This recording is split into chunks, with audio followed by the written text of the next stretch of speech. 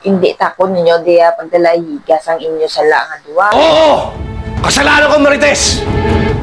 Pero huwag mong kalimutan, kahati ka sa problema to. Galibog na gani ulo ko, nagdugang ka pa.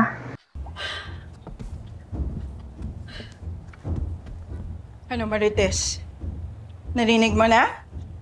May kasalanan ka rin. Sa pinabuang kalang ibulina, huwag takon sala. Sus. Kaya Rigor, paalisin mo na siya. Rigor, paalisin mo na yung babaeng yan! Ay. Ako naman ako palayason mo. Ako na di balay. Ikaw ang maglayas. Karoon. Alisin mo siya. Nag-iisip ka ba? Kapag pinaalis ko si Marites, mawawala ako sa serbisyo.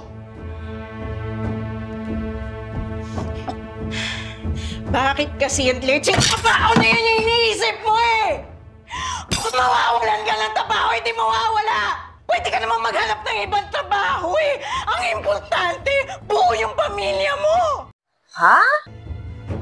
Andito ako! Ako, ikaw sa kayo, anak natin! Naiibang ka na ba talaga? Isa lang gid mambal ko si mo, Rigor. Palayasa na di subong si Lina. Palayasa na sa di subong kay matulog na gid ko. Palayasa na sa di palayasa. Matulog ta ko doon. Alam mo, subuti pa? Umalis ka na dito.